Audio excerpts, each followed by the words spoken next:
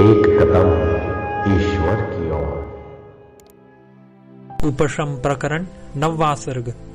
यह सुनकर निर्वेद से घर आए हुए राजा का अर्थों के मूल कारण के विचार से मन का निर्णय कथन। श्री वशिष्ठ जी ने कहा, सिद्ध घनों से गाई गई इस गीताओं को सुनकर राजा जनक जैसे डरपोक आदमी रण के कोलाहल से दुखी होता है, वैसे ही शीघ्र दुखी हुए। अपने परिवार को ले जा रहे वे अपने घर के प्रति ऐसे गए जैसे नदी का वेग अपने तीरवर्ती वृक्षों से अनुगत होकर सागर को जाता है। अपने सारे परिवार को अपने अपने घर में छोड़कर जैसे सूर्य उदयाचल पर चढ़ते हैं, वैसे ही वे अकेले ही उत्तम महल पर चढ़े। वहां पर उड़ने के लिए तत्पर पक्षियों के डैनों यानी पंखों के समान चंचल लोक गति को देख रहे राजा ने व्याकुल होकर यह विलाप किया। बड़े खेद की बात है कि जीवों की जन्म, जरा, रोग, मरण आदि से चंचल अति कष्ट देने वाली दशाओं में जो पत्थरों के समान जबरदस्ती मैं लौट रहा हूँ, जिस काल का अंत ही नहीं, उसका एक अति सूक्ष्म अंश मेरा जीवन है। उस जीवन में मैं आशा रखता हूँ। मुझ जड़ को धिक्कार है। जीवित पर्यंत रहने वाला मेरा यह राज्य कितना है। केवल इससे ही संतुष्ट होकर मैं मूर्ख के समान आने वाले दुखों के प्रतिकार की चिंता के बिना क्यों बैठा हूँ। मैं आदि और अंत में अनंत हूँ, मध्य में तुच्छ थोड़ा सा जीवन वाला हूँ। जैसे बालक चित्र में लिखे गए चंद्रमा से ही आश्वासन को प्राप्त होता है, जो कि चंद्रमा की बुद्धि से ज्ञात है, न कि वास्तविक चंद्रमा है, वैसे ही आत्म रूप से ज्ञात इस देह से मैं व्यर्थ आश्वासन को क्यों प्राप्त हुआ। किस इंद्रजालिक ने प्रपंच रहित इंद्रजाल द्वारा मुझे मोहित किया। ओह, कष्ट है कि मैं अत्यंत मोहित हो रहा हूँ। जो सत्य है, जो एकमात्र सुख रूप है, जो अपरिच्छिन्न है और जो अजन्य है, ऐसी कोई वस्तु इस संसार में है ही नहीं। मेरी बुद्धि कहाँ विश्रांत हो। दूरस्थ रूप से प्रसिद्ध भी जो कोई वस्तु है, वह वस्तुतः समीपस्थ ही है, क्योंकि वह मेरे मन में विद्यमान है। मन देह के बाहर दूर तो जाता नहीं है। यदि वह दूर जाए तो दूर में ही उसकी प्रतीति का अनुभव होगा, न कि हृदय में। हृदय में ही सब लोग बाह्य वस्तु के बोध का अनुभव करते हैं। इसलिए भीतर भासमान दूर आदि की कल्पना भी वास्तविक नहीं है, किंतु अनर्थ ही है। अतः दूर आदि की कल्पना त्याज्य ही है, उपादेय नहीं है। ऐसा निश्चय करके मैं बाह्य अर्थ की भावना का त्याग कर रहा हूँ। लोगों के भोग के लिए धनोपार्जन आदि में प्रवृत्ति रूप जो आवेग है, वह जल की भंवरी की तरह नश्वर तथा जन्म मरण आदि दुख हेतु प्राय देखा गया है। इसलिए आज भी विषय सुख के प्रति मेरी यह आस्था कैसी। प्रतिवर्ष, प्रतिमास, प्रतिदिन, प्रतिक्षण जो दुख से निबिड़ सुख है, वह दुख ही है। इस संसार में कुछ काल तक देखे गए, तदनंतर तुरंत नष्ट हुए स्वराज्य आदि पद का अत्यंत तुच्छ होने के कारण चिंतन भी मैंने नहीं किया। सर्वोच्च जो इंद्र, प्राजापत्य आदि पद है, उनका अच्छी तरह विचार किया, किंतु जहाँ विवेकी पुरुषों की अत्यंतिक विश्रांति होती है, वैसी कोई वस्तु यहाँ है ही नहीं। आज जो बड़े लोगों के मस्तक पर विराजमान यानी महत्तम है, वे कुछ ही दिनों में नीचे गिर जाते हैं। हे दुष्ट चित्त, भला बतलाओ तो सही, महत्ता में यानी राज्य आदि के वैभव के उत्कर्ष में मेरा क्या विश्वास हो। मैं बिना रस्सी के ही बंधा हूँ, बिना पंख के ही कलंक से युक्त हूँ, सबके ऊपर स्थित होकर भी नीचे गिरा हूँ। ओह, स्वरूप में मेरी जो स्थिति है वह नष्ट हो गई। यद्यपि मैं बुद्धिमान हूँ, तथापि जैसे सूर्य के सामने प्रकाश को आच्छादित करने वाला काला मेघ आता है, वैसे ही मेरे सामने आत्म प्रकाश को आच्छादित करने वाला यह मोह कहाँ से आया।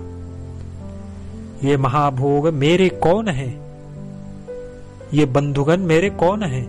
जैसे बालक भूत के भय से व्याकुल हो उठता है, वैसे ही मैं इसमें ममता रूप संबंध की कल्पना से व्याकुल हो गया हूँ।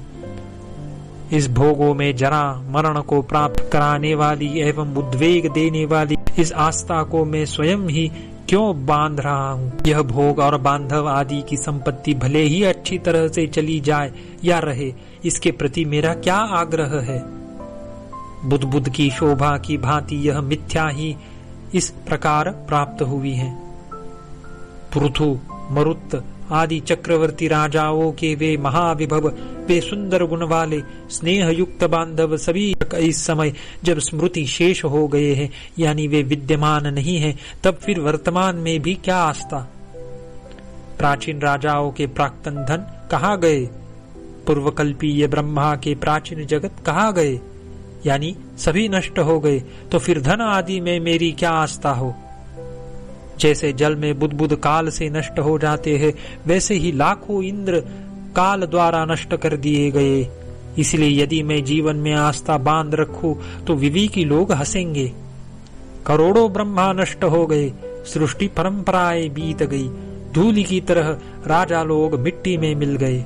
भला मेरे जीवन में क्या विश्वास है?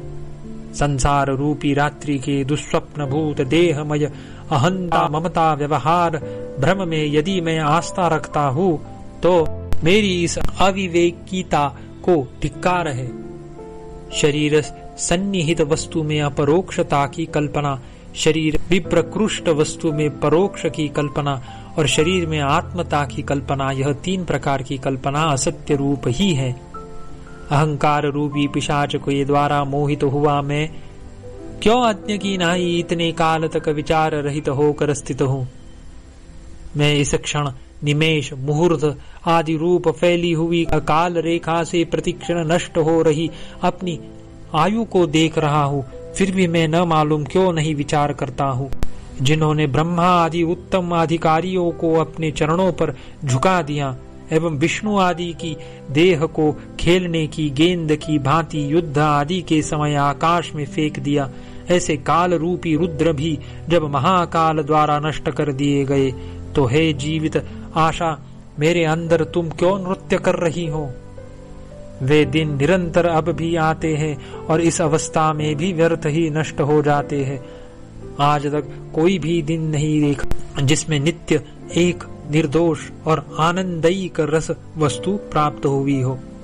जैसे तालाब में हंस स्फुरित होते हैं, वैसे ही संपूर्ण मनुष्यों के चित्त में ये भोग ही स्फुरित होते हैं, किंतु प्रत्यगात्म भूत परम पद का साक्षात्कार स्फुरित नहीं होता। मैं कष्ट से भी अत्यंत कष्ट को प्राप्त हुआ, दुख से भी अत्यंत दुख को प्राप्त हुआ, परंतु आज भी विरक्त नहीं हुआ। हाँ, राग लोभ आदि से दूषित होने के कारण अधम चित्त वाले मुझे धिक्कार है। जिन जिन उत्तम विषयों में मैंने दृढ़ प्रीति बांधी, उन विषयों का भी विनाश जब देखा गया, तब भला इस संसार में उत्तम वस्तु क्या है। मध्यकाल में जो मनोहर है यानी युवावस्था, परिणाम में जो मनोहर है यानी भ्रम एवं अविचार से जो मनोहर है यानी विषय, विनाश रूपी अशुद्धि से दूषित वैसे अपवित्र है। जिन जिन पदार्थों में मनुष्य अपनी आस्था बांधता है, उन पदार्थों में उस मनुष्य के दुख का प्रादुर्भाव बार बार देखा गया है। इस संसार में अज्ञ मनुष्य प्रत्येक दूसरे दिन राग और लोभ की अभिवृद्धि से अत्यंत पापमयी हिंसा आदि कर्मों में प्रवृत्ति द्वारा अत्यंत क्रूर तथा फल काल में खेद देने वाली दशा को प्राप्त होते हैं। अज्ञ पुरुष जो बाल्यावस्था में अज्ञान से पीड़ित रहता है, युवावस्था में काम से पीड़ित रहता है तथा शेष अवस्था में स्त्री के सहित कुटुंब के पालन पोषण की चिंता से पीड़ित रहता है, कब अपने उद्धार का साधन करता है? यानी कभी भी नहीं करता। दुर्मति पुरुष आदि और अंत में अत्यंत असत्य भोग काल में भी विरस, दरिद्र, रोग, वार्धक्य आदि दशाओं से दूषित तथा असार होते हुए भी सार बुद्धि से गृहित इस संसार को जो देख रहा है, वह किस लिए? यानी संसार दर्शन का कुछ भी प्रयोजन नहीं है। सुकृति पुरुष राजसूय, अश्वमेघ आदि सैकड़ों यज्ञों को करके महाकल्प पर्यंत भोग भी स्वर्ग को प्राप्त होता है, जो महाकाल की दृष्टि से क्षण मात्र भोग्यता एवं अल्प ही है, किंतु अधिक की यानी अपरिच्छिन्न अनंत की प्राप्ति उसे नहीं होती, इसीलिए वह भी असार ही है। यह भाव है। भूमि अथवा पाताल में स्वर्ग नाम का कौन सा प्रदेश है जहाँ दुष्ट भवरियों की भांति ये आपत्तियां अभिभूत नहीं करती। अपने चित्त रूपी बील के सर्प जो आंधियां हैं एवं शरीर रूपी स्थल के पल्लव जो व्याधियां हैं, इनका भला कैसे निवारण किया जा सकता है। वर्तमान कालिक दृश्य के सिर पर विनाश, मनोहर पदार्थों के सिर पर रम्यता एवं सुखों के सिर पर दुख विद्यमान है। यानी वर्तमान कालिक दृश्य, मनोहर पदार्थ और सुख, ये सभी क्रमशः विनाश, अरम्यता और दुख से व्याप्त है। भला कौन ऐसी मुक्त वस्तु है जिसका मैं आश्रय करूं। अज्ञान से विमोहित क्षुद्र प्राणी उत्पन्न होते हैं और मरते हैं। पृथ्वी इन्हीं लोगों से निबिड़ है। उत्तम महात्मा लोग दुर्लभ है। नील कमल के तुल्य मनोहर और भ्रमर के तुल्य चंचल नेत्र वाली अतिशय प्रीति रूप भूषण से युक्त, यानी अत्यंत अनुराग वाली स्त्रियां भी क्षणमात्र में विनाशी होने के कारण उपहास के ही योग्य है। जिनके नेत्र निमीलन और नेत्रोन्मिलन से प्रलय और सृष्टि होते हैं, वैसे पुरुष भी जब विद्यमान है तो मेरी क्या गणना है। भाव यह है कि ब्रह्मा आदि महापुरुषों को भी जब आश्वासन नहीं प्राप्त हुआ तो मेरी क्या गणना है। मनोहर से भी मनोहर एवं स्थिर से भी स्थिर पदार्थ है, परंतु इन पदार्थों की शोभा का फल उपार्जन, रक्षण, वियोग आदि से चिंता रूप ही है। इसलिए क्यों उसकी इच्छा करते हो। विविध रत्न, घोड़े, हाथी, धन, स्त्री आदि के भेद से विचित्र संपत्तियां यदि चित्त से आदरणीय हैं, तब वे भी बहुत प्रयत्नों से प्राप्त करने योग्य, दुख से रक्षा करने योग्य, अवश्य नष्ट होने वाले होने के कारण महाआपत्तियां ही हैं, ऐसा मेरा मत है।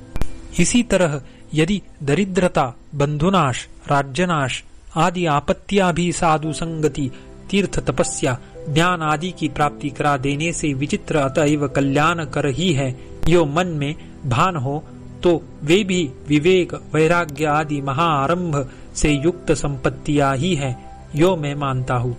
समुद्र में प्रतिबिंबित चंद्रमा की भांति क्षण विनाशी मिथ्याभूत एकमात्र मन के विवर्त जगत में मेरा यह है, यह अपूर्व पदवाक्य रूप अक्षर पंक्ति किधर से आई, यानी निरर्थक ही है। काकतालीय न्याय से अकस्मात अविचार से संपन्न इस जगत स्थिति में भोग लंपट इस मन ने व्यर्थ ही हेय और उपादेय की कल्पना की है।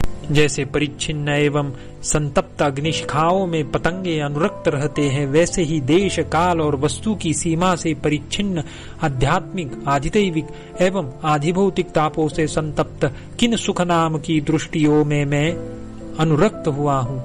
निरंतर दाह से युक्त रौरव की अग्नि में लौटना अच्छा है, परंतु विच्छिन्न सुख दुख के परिवर्तन से युक्त संसार की अवस्थाओं में स्थिति करना अच्छा नहीं है। संसार ही सब दुखों की चरम सीमा है। उसके मध्य में जब देह गिर गई तब कैसे सुख प्राप्त हो सकता है। स्वाभाविक महादुख से पूर्ण इस संसार में जो स्थित है, वे लोग जैसे तलवार के आघात की अपेक्षा कोड़े का आघात सुखकर मालूम होता है, वैसे ही महादुख की अपेक्षा कुछ अल्प दुख को ही सुखकर मानते हैं। यद्यपि मैं श्रुति स्मृति आदि प्रमाणों में कुशल, मेधावी, विचार चतुर हूँ, तथापि छोटे बड़े काष्ठ तथा लोष्ट के तुल्य स्थिति वाला होकर जिन्होंने शास्त्र, लोक, प्रमाण तथा वस्तु का अच्छी तरह विचार नहीं किया है, ऐसे मूर्खों की समानता को प्राप्त हुआ हूँ। सैकड़ों संकल्प रूपी अंकुरों, देह और भुवन रूपी शाखाओं, विराट रूपी अवयवी, सुख दुख रूपी फलों और राग, लोभ रूपी पल्लवों से सुशोभित हो रहे संसार वृक्ष का मूलभूत महाअंकुर मन है। मैं संकल्प को ही मन समझता हूँ। उस मन का संकल्प के उपशमन द्वारा शोषण करता हूँ, जिससे कि यह संसार रूपी वृक्ष शोष को प्राप्त होता है। आकार मात्र से रमणीय, नाश को प्राप्त कराने वाली मन रूपी बंधन की चपलताओं के परिज्ञात हो जाने पर मैं आज से इनमें रमण नहीं कर सकता। सैकड़ों आशा रूपी पाशों से ओत प्रोत, अधोगति, ऊर्ध्वगति और दुख को देने वाली संसार वृत्तियां मैंने बहुत भोगी।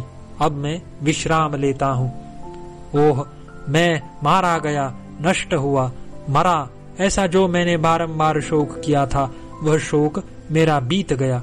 अब मैं शोक नहीं कर सकता। मैं प्रबुद्ध हूँ, प्रसन्न हूँ, अपने पारमार्थिक धन को चुराने वाले मन नामक चोर को मैंने पकड़ लिया। इसे मारता हूँ। यह केवल चोर ही नहीं है किंतु वैरी भी है, क्योंकि इसने मुझे बहुत दिन तक मारा है। इतने दिन तक मेरा मन रूपी मोती वित्त यानी लक्षित नहीं था। अब वह लक्षित होकर शम दम आदि रूप सूत्र के योग्य हो रहा है। जैसे तुषार कनिका सूर्य के ताप से वायु में स्थिति प्राप्त करने के लिए लय को प्राप्त होती है, वैसे ही मेरा मन विवेक से ब्रह्म तत्व में स्थिति प्राप्त करने के लिए बहुत शीघ्र लय को प्राप्त होगा। स्थिर महात्माओं ने मुझे विविध उपदेशों द्वारा अच्छी तरह बोध करा दिया है। अब मैं परमानंद रूप आत्मा का अनुगमन कर रहा हूँ। मैं आत्मरूपी मणि को पाकर एकांत में उसी को देख रहा हूँ। मेरी अन्य वस्तु की इच्छा अत्यंत शांत हो गई है, अतः मैं शरद ऋतु में हिमालय आदि पर्वतों पर बादल की भांति सुखपूर्वक स्थित होता हूँ। यह देह मैं हूँ, यह धन राज्यादि मेरा है। इस तरह स्फुरित हुए विस्तृत असत्य रूप का ज्ञान बल से नाश कर अत्यंत बलवान अंदर स्थित मन रूपी शत्रु को समाधि के अभ्यास से अच्छी तरह मार कर सप्तम भूमिका में विश्रांति रूप प्रशम को मैं प्राप्त हो रहा हूँ।